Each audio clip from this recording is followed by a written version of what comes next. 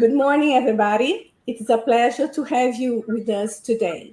As the Vice President of the Association of Brazilian Lymphangioliomyomatosis Patients, Alambra, I would like to start this interview with Dr. Daniel Dilling by thanking him for accepting our invitation to open our 10th meeting.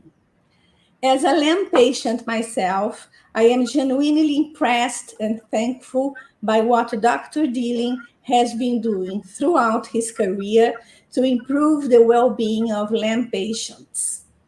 Before detailing some of Dr. Dilling's achievements and activities, I would like to express on behalf of Alambra's Board of Directors our gratitude to the LAM Foundation and especially to its CEO, Susan Sherman, for their consistent support and care.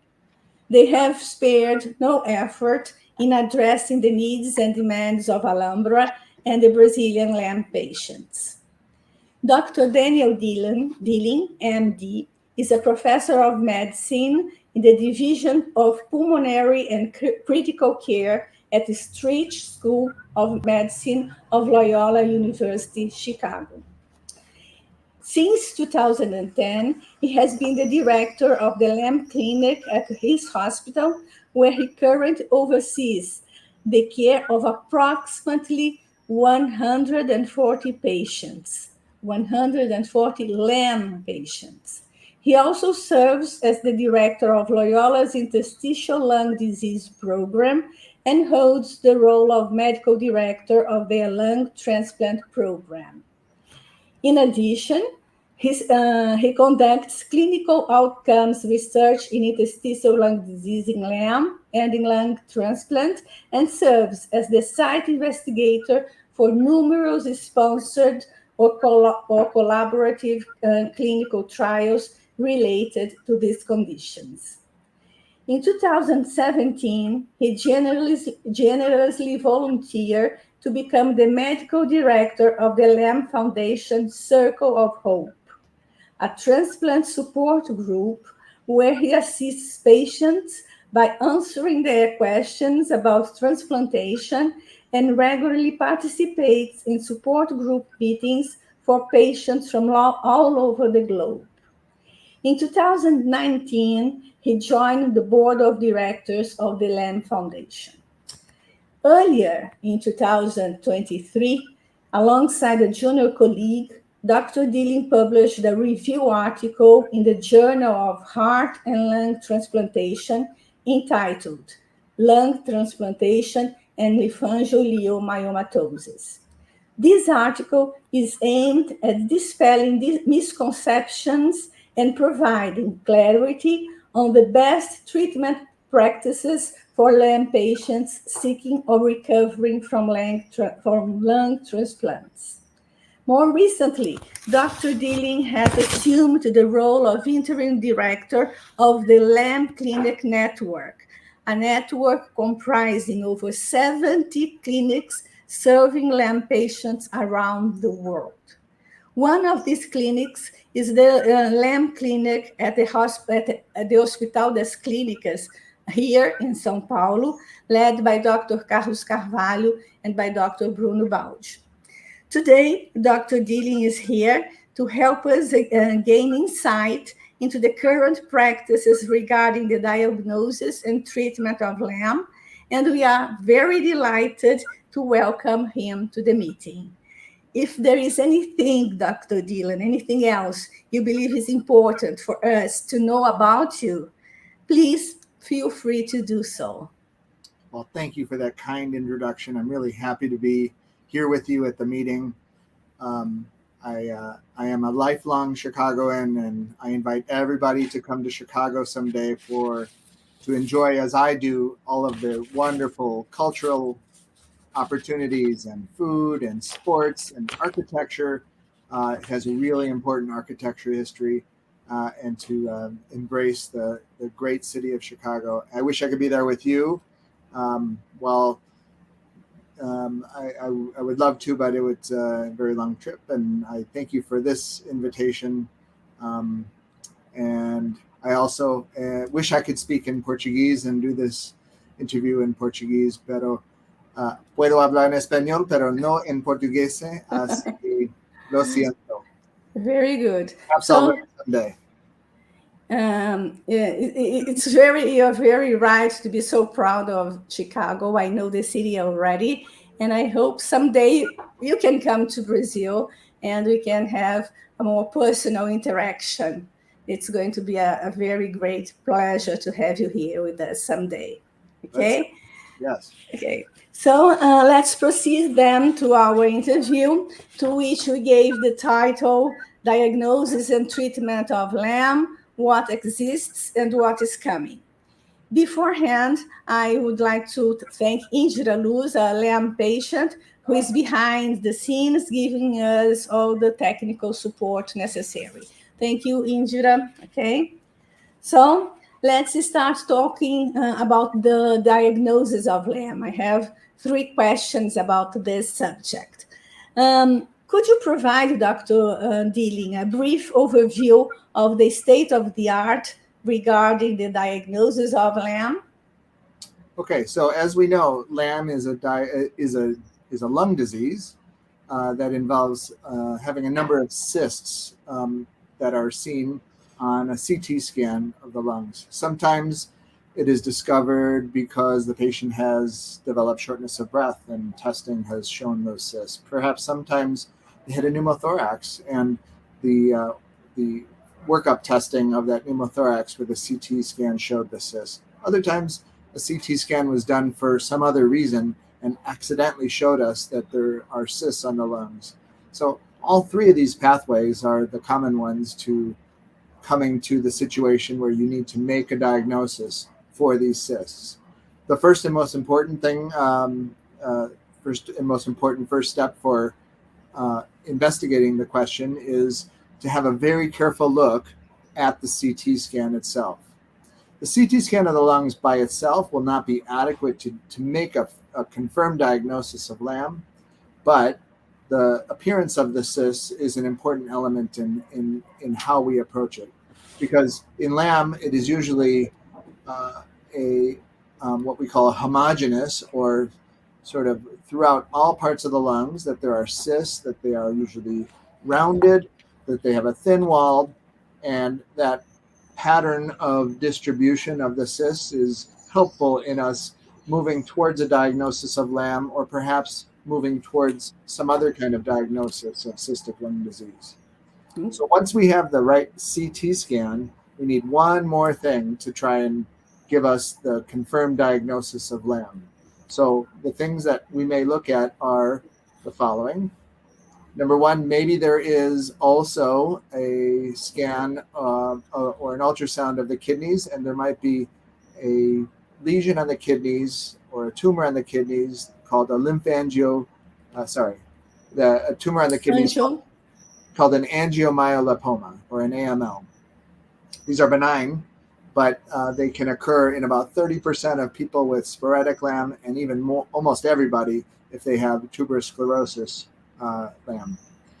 The next thing to think about is, do they have an underlying diagnosis of tuberous sclerosis? Because if you do have tuberous sclerosis, or you can make a diagnosis of tuberous sclerosis, then you know with strong strong confirmation that it is a diagnosis in the lungs of lamb. Another possibility is that you have developed fluid around your lungs or in your abdomen or even some other parts of your body, fluid that we call chyle that has to be drained. And if you have a history of having chyle, this milky fluid, drained from your body, and you have the cystic lung disease on the CAT scan, then we have a confirmed diagnosis of lamb. There are 2 more possibilities for how you can then confirm the diagnosis if you don't have those things. Number 1, there's a blood test we have. This is called a VEGF-D or VEGF-D. It stands for vascular endothelial growth factor D. This is a blood test that is a little bit difficult to organize because very few laboratories are able to do this blood test. But if you have a cystic lung disease and you have a very high level of this VEGF-D, then you can have a confirmed diagnosis of LAM even without doing any more testing or any more biopsies or anything. Okay. The final way, of course, that you can make a confirmed diagnosis would be to have a biopsy done of some sort. It might be done through a bronchoscope with a small biopsy called a transbronchial biopsy, or sometimes it requires a surgical biopsy, what we call a wedge biopsy through a surgery on general anesthesia, and that might be the ultimate way to make a diagnosis in somebody. But we try to avoid biopsies every time we can. Okay. So before talking a little bit more about this VEGFD test, I would like to pose another question. How important do you think it is to have an idea of what type of LAM the patients have? Because here in Brazil, there are patients who say, I've got LAM. But when you ask this patient, what kind of LAM have you got? Have you ever undergone any test to see if you have the tuberous sclerosis kind of LAM or not? So how important it is for these patients, or for all patients, LAM patients, to know this? Yeah, it's an interesting question to think about because on some level, it might not matter that much. If you have tuberous sclerosis LAM, but your other manifestations of tuberous sclerosis are minor, like seizure history, or maybe sort of completely normal brain function and everything, then whether you have tuberous sclerosis LAM or whether you have sporadic LAM might not be that big of a question or that important of a question. So my approach in seeing a patient with LAM, if they do not have an established history of tuberous sclerosis, is that I'm going to look for some of the skin disease. I'm going to talk about some of the background medical history. I'm going to find out if they have a seizure history. And if I can't get any evidence of tuberous sclerosis in that way, then I probably do not investigate it any further. The only way it might matter a little bit would be in thinking about whether you're going to have children. And of course, if you have sporadic LAM and you have children, there's no concern about passing that disease along. But if you have tuberous sclerosis and have children, of course, there is the possibility of children developing tuberous sclerosis, and that would be an item for consideration in your thoughts. Okay, thank you. We know that the VEFG test, biomarker of LAM, the one you talked about, is not easily accessible, even in developed countries as the USA. So do you know if there is any prospect of it becoming more accessible, avoiding them the need for biopsies? Yes, this is a big problem, that there's only one laboratory in the United States, in Cincinnati, at the Children's Hospital of all places, that has an approved laboratory for measuring VEGFD. While it's possible for many other laboratories to replicate the process, it's not a very complicated test to run. It is very difficult to get the certifications for the laboratory to run that test for clinical medicine. You can run it for research, no problem, but to run it for clinical medicine and for use in patient care, it's a big, difficult process. And as I understand it, the laboratories in the United States and many parts of the world have been sort of slow or unwilling to go through the difficulties and the process for getting this test going, for a test that is pretty rare, not very commonly used. And so I think it doesn't make economic sense, unfortunately. And so it's difficult to get the test in the United States, as well as even more so in other parts of the world. And it can get pretty expensive then to order it from another country. I'm sad about this, but I don't think there are any clear pathways to making this cheaper or more accessible. I wish for it, though. Okay. And do you know if there are any new biomarkers being studied? So the question of a biomarker for LAM has been a repetitive question over the last dozen years or so. We even had a big meeting in Los Angeles about 10 years ago to try and gather ideas and get momentum going to discover and study new biomarkers. And biomarker is a word that can mean a lot of different things. Sometimes a biomarker is a test, maybe a blood test or maybe some other kind of test to try and identify the diagnosis of LAM. But a biomarker also might be a test that can be useful in monitoring the disease. A biomarker might be a test that could be useful in monitoring the response to a therapy, or it can even be used in research in making it the outcome that's being measured as a new drug is being investigated or a new therapy is being investigated to be able to measure the outcome. You can actually think of the breathing test, and the FEV1 is really a type of biomarker. We use it that way already as a way of tracking. So we need more biomarkers, and there have been many discussions about this and some preliminary investigations, some of them involving radiology, some of them involving blood tests, but none have been, studied to the point that they have become accepted. We're hoping for something to change, and we're hoping for new ideas to come forward, but we're not at that point yet. Regarding the treatment of LAM, recurring question has been about the exact time to initiate sirolimus use. The cutoff point used has been, as you said, FEV1, equal or less than 70%. The question is, isn't this cutoff point too high to be generalized for all patients, considering that overweight patients and those with short stature have reduced lung function, and that menopausal patients have a lower risk of progressing to severe disease? Yeah, so when we're thinking about the trigger for starting sirolimus therapy in somebody, we definitely use FEV1 and spirometry and diffusion capacity, or DLCO, as well.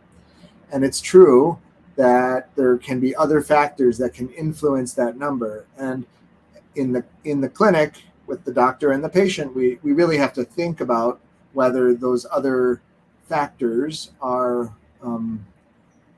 blurring the information or influencing the decision. So I'm not too worried about short stature, because the percent predicteds for the FEV1, that should take into account the short stature. Your height is factored in the percent predicted, but obesity can make the FEV1 go down and the percent predicted go down. The pleural effusion can also make the number go down. If you recently had a virus or an infection or a pneumonia or something, that can make the number go down. Even heart failure can make the number go down. So your doctor should take those possibilities into account as they're thinking about whether or not to start the medicine. And the decision about 70% for the FEV1 really comes from the big trial called the MILES trial, done about 12 years ago, that showed us that for patients with a moderate or severe low FEV1, that use of sirolimus was very successful at stabilizing and even sometimes improving a little bit the FEV1 in a year, and even further on in patients with LAM. So we use the number 70% because the MILES trial gave us that group of people, but we do wonder if maybe patients even with a higher FEV1 might benefit from use of sirolimus as well. So we're waiting to hear the results, but there's actually a big trial called the MILD trial that just finished recruitment of 60 plus patients from the United States and some other areas to look at whether a low dose sirolimus in patients with even higher numbers than 70%, whether they also might get a benefit from starting sirolimus. And perhaps we'll know the answer in about 2 years, because it's a 2-year-long trial and the last patients just began. So in about 2 years or 2.5 years, we might know more information. We might be starting the medicine even earlier than 70%. But yes, you do have to have a careful consideration for other factors that might decrease that number. But anyone under 70%, if you really believe it, I think with a few exceptions, probably should be starting therapy with sirolimus. Is there any indication, Dr. Dilling, that to start sirolimus in patients with recurrent pneumothorax, regardless of lung function, and even in the absence of extrapulmonary manifestations, is there any indication that this is going to be helpful? Yes, this is a super interesting question, and one that didn't have much of an answer until recently. For background, we usually don't use sirolimus as a treatment for pneumothorax. We didn't historically say that sirolimus would help reduce your chances of a pneumothorax. We didn't know it. We would use sirolimus if you either had declining lung function, like the 70% we talked about, or development of chylous effusions, or sometimes for the angiomyolipoma. But now we know something more. There was 2 studies that came out of China in 2022, and there was another one recently presented at the American Thoracic Society just this past spring in 2023 from Cincinnati, showing us that in patients who were on sirolimus, there's a big reduction in the chances of having pneumothorax, or recurrent pneumothorax. So the next thing we must all think about is, should we be starting sirolimus for all of those patients who've had a pneumothorax, or especially if they've had recurrent pneumothorax? And I don't think there is a consensus answer to that question yet, but I think it's coming, and I feel like we're going to be using sirolimus in that situation. So not for everybody before they have a pneumothorax, and maybe not for everybody who had one pneumothorax, but maybe once you've had recurrent pneumothorax, it would be a good option to start. It would be something to discuss very carefully with your doctor, but that may be something for us to think about in the future as well. It is known that one of the aims of sirolimus is to target the mTOR protein, which normally increases due to the elevated levels of insulin in the blood. So, since overweight and or obesity leads to a high insulin level in the blood, do you think that it could be a factor that hinders the effect of sirolimus for patients, that obesity and overweight could be a factor that hinders this development of sirolimus? Because there are some patients that with whom to whom the sirolimus is not effective enough. Yeah, it's a very, very complex situation that you're describing. The intracellular processes that show us that mTOR is increased, and the mTOR inhibitors can be targeted by sirolimus to try and inhibit cell growth and to slow down the LAM. Those processes are more complex than that. In fact, we've learned a lot, even in the last 10 years, about many other growth factors, many other inhibitors, many other things that might be targets for treatment, all of which interact in the cell. So it's pretty complex, and some of them actually have to do even with glucose metabolism. So even to add more of a concept to your question. So does obesity and or diabetes or glucose metabolism affect the ability for sirolimus to do its good work? And all I can say is maybe. There might be many different reasons why sirolimus is not effective in a particular person. There are a lot of other factors in the milieu of the lamb cell that are influencing both the mTOR as well as these other um, um, cellular processes. So it's all I can say is it's really complex, and maybe, but I don't think that we have a clear answer. Let's talk a little bit about hormone blocking treatments for women with LAM. What is your experience with this therapy? Yeah.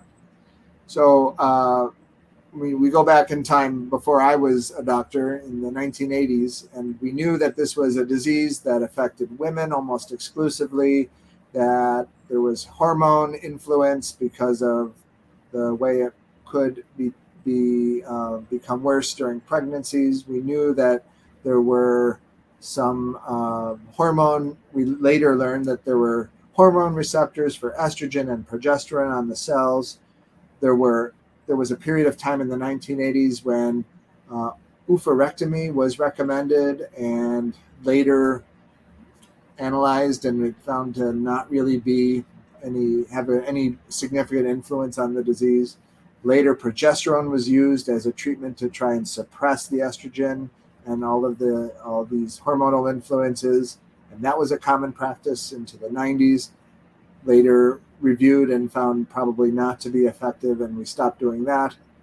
But there remains this big question: are these hormonal influences important enough to perhaps give us treatment options? There was a big study. There was a big study planned back about 10 years ago to look at letrozole, which is a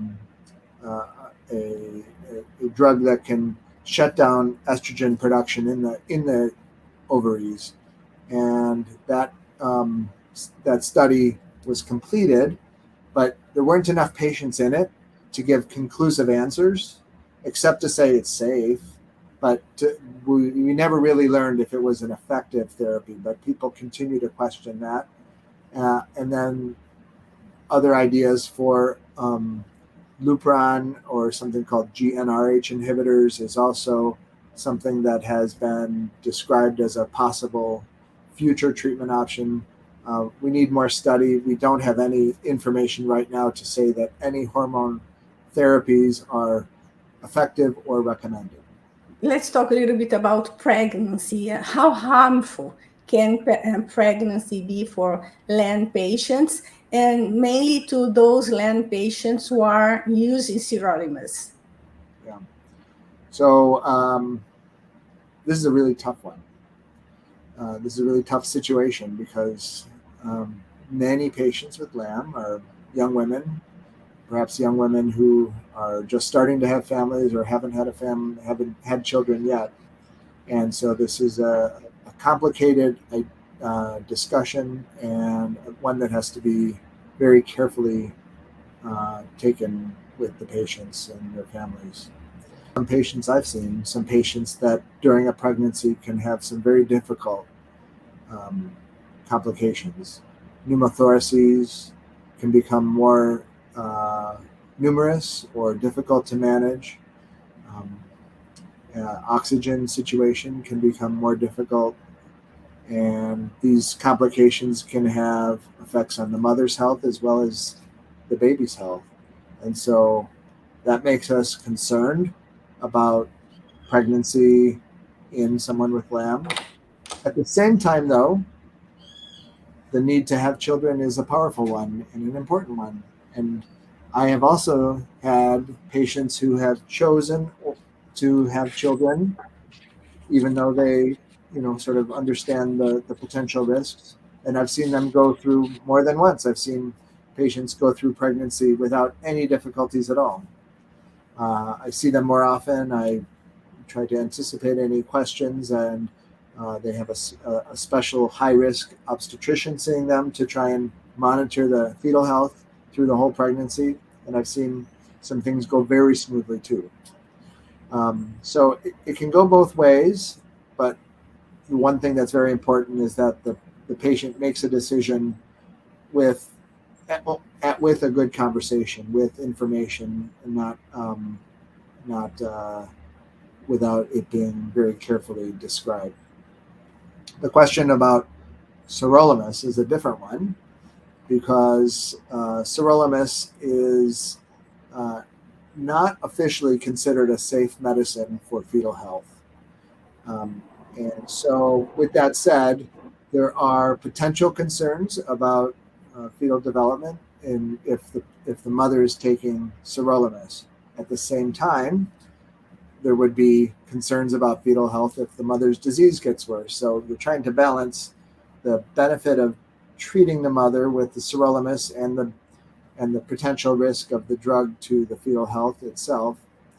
And I've heard people. I've not had a patient stay on sirolimus through a whole pregnancy. I've had my patients go off of it for the pregnancy, but I've talked to other lamb doctors who've seen their patients through a whole pregnancy with sirolimus without any difficulties and without any problems with their children later, without any toxicity. So it is unclear whether sirolimus is safe to be taken during pregnancy. And so all I can say is that this would have to be a very careful conversation between the patient and their physician and under the supervision of a specialist high-risk obstetrician if they do go through it.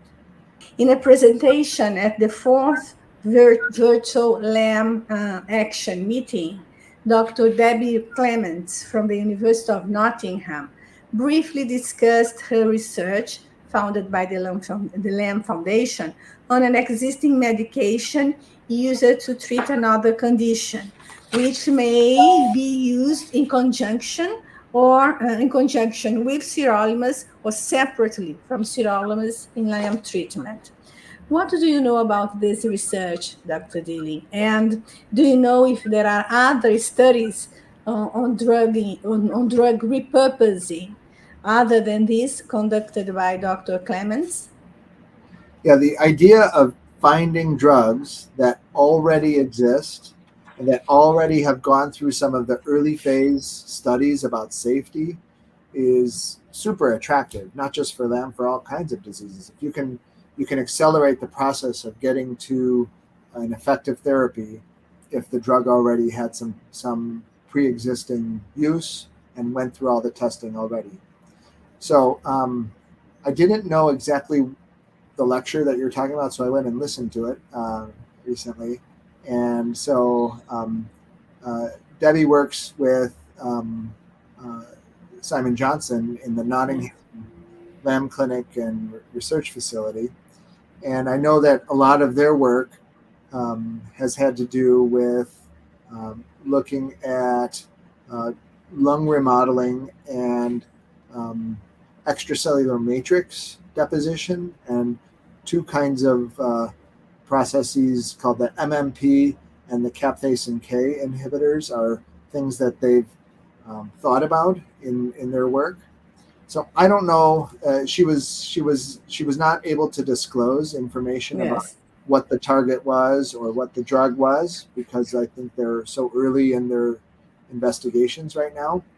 And by the way, she was very clear in saying that it's not anything being used in patients right now or close to being used in patients right now.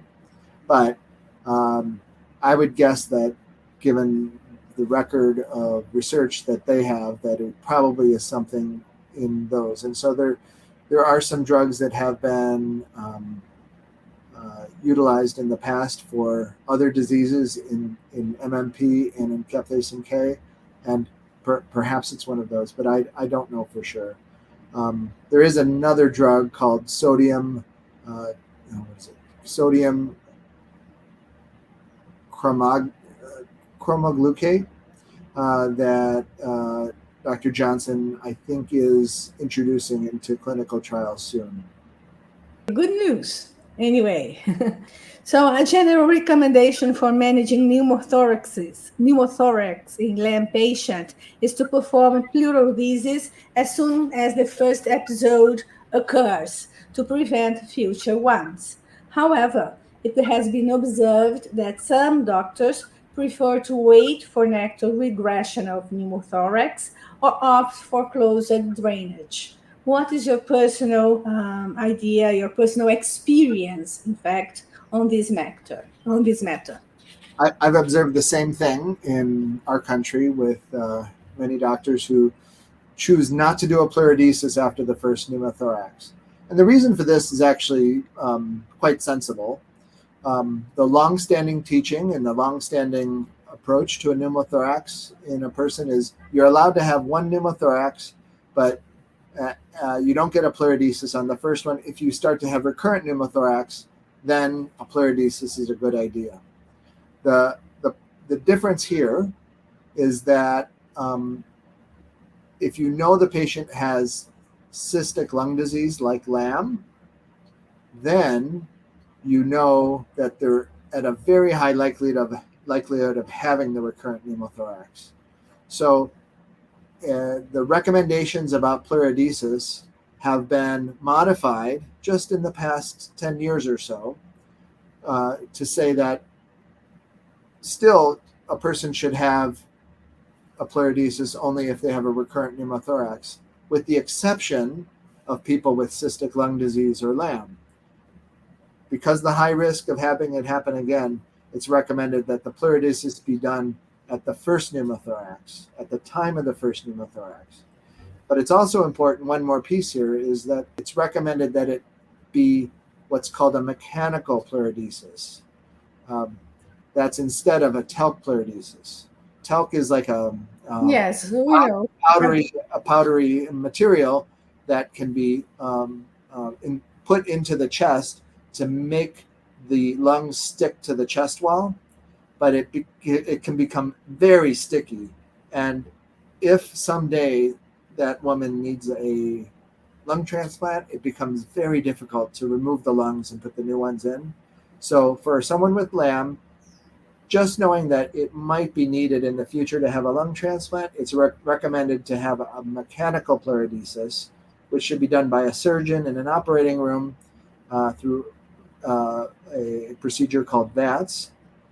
And that VATS, mechanical pleurodesis, is the first recommendation at the first pneumothorax for a woman with LAM. Okay, thank you. What can you, Dr. Dilling, expect in terms of future development in LAM treatment? Do you think there is anything related to CAR T-cell therapies coming? So the first thing to say is we've learned so much through the research sponsored by the LAM Foundation and many governments and many other foundations. We've learned so much about the cell growth and the cellular processes of the LAM cell and the way the LAM cell interacts with other cells around it in the tissue. And so as opposed to 10 or 12 years ago, where we had very few ideas of targets for drugs, we have many more areas that can be targeted. They can be things about mTOR, but they can also be things about lung remodeling. It can be things about how cells move, called metastasis. It can be things about how cells survive. It can be something called autophagy. It can be apoptosis, all kinds of different ways in which the LAM cells grow and stay alive that have potential targets. So I think we're going to have many new ideas in the future about drugs that should and will be tested. Second question, or second part of your question, is specifically about CAR T-cell therapy. And I'm actually part of a research group that is investigating the way T cells and what we call immunotherapies might be useful in treating LAM. I work with some folks that work in the cancer arena as well as in other immunology diseases, where different drugs that can be used to enhance the T cells might be something we might think about using to help a person's own T cells fight better against the abnormal LAM cell, or whether we might be able to take the person's T cells through a blood sample and change them in certain ways. And that can be the CAR T cell therapy, or it can be other modifications of the T cell, and to take the person's own T cells, modify them, and then expand them so that we can give them back in multiple copies to be able to have them aimed directly at a LAM cell and try to target the disease cell itself. And it's a very attractive idea. CAR T cells and other T cell therapies are being used in melanoma and in other kinds of cancer right now. But we want to make sure that if we're going to do this, that we want to think about it in a way that's going to be not only effective, but very importantly, that it's safe. We wouldn't want to take somebody who has a mild disease and cause big problems with side effects of a CAR T cell therapy if that were to happen. So we're still very early in our investigations of this. We're using this idea in a mouse model right now, and we're hoping that as the studies go on, that we will someday think about which patients would be the best candidates and how to, as safely as possible, try that therapy. But we're some years off. Okay. It's not ready yet. What good news on lung transplant can you share with us? Has lifespan of transplanted patients increased lately, or is there any hope it's going to increase? Also, are there new techniques being used or to wait for? Are there any special campaigns designed to increase the number of organ donors? Mm-hmm. So yeah, my other hat that I wear some days is lung transplant director, Yes. pulmonologist, and so I take care of a lot of people with many different diseases who go on to have lung transplants as a life-saving therapy. I always am careful to tell people that a lung transplant is not a cure, it's a trade, because after a lung transplant, you have to take some complex medicines that are anti-rejection medicines that lower your immune system and can make you have different kinds of complications. And so it's always a balance of that. So nobody should have a lung transplant until they unfortunately have gotten to some of the advanced stages of their lung disease, including LAM. So with that said, we have some very good news. Over the past few years, we've done some studies to investigate the outcomes of patients with LAM who have a lung transplant compared to other diseases. And if you look at all diseases who have lung transplants, median survival, or time till 50% of people have passed away, is only about 5.5 years. Of course, there are many people that live much longer than that, but 50% median survival of 5.5 years. But in LAM, it's much better than that. It's something like 12 or 13 years median survival, with some people living much longer than that. And so I often tell people, of all the diseases that you can have and need a lung transplant, if it's LAM, your odds of having a very good and long survival are the best. And yes, we are constantly making small changes to the way we care for patients after transplant, or the way we monitor them, or even sometimes the surgical procedures. And things have gotten incrementally, although slowly, better over the last decade or two with the results of lung transplant recovery. With regards to trying to increase the number of donors, because that is a big problem. We don't have enough donors. Yes. And donors, it's not, you can't be a living donor and give a donation to your brother or sister or child. You have to be brain dead yourself or dying yourself to become a donor. And so it can't be anyone who has died. They have to be still in the final stages of death in a hospital, probably on a breathing machine and everything like that. So to find these patients and to increase the number of donors has been a big challenge, but we need to attack this challenge because we don't have enough donors. So one big thing that's happened over the last 10 or 15 years has been really important, and you'll be glad to know that a Brazilian has been very central to this discovery. A man named Marcelo Saipel at the University of Toronto in Canada is part of the surgical team there, and they have developed technology where lungs from a potential donor can be removed and put inside a machine that keeps them alive, breathes air into them, and pumps a blood substitute into them, where you can look at lungs that you are going to discard, and you look at them in this machine, and you can see more clearly than you could before that they are sometimes good lungs. And then you can take them for transplant. And these are lungs that were going to be discarded before because everybody thought they were bad when they were having difficulty inside the donor. Very good. So the Brazilians are saving the day and bringing us not only more donors, but Dr. Saipel and his team also is showing us ways that you can even treat those lungs while they're still in this machine to make them even better for the transplant recipient. Very good. Yeah. Impressive. We have finished now our interview, and I would like to thank you, Dr. Dilling, for sparing such a long time with us. Contributions like yours are priceless, and since our interview is going to be posted on Alhambra's YouTube channel, I believe people from all over the world will be able to profit from this very valuable all the valuable pieces of information you have shared with us today. So thank you again.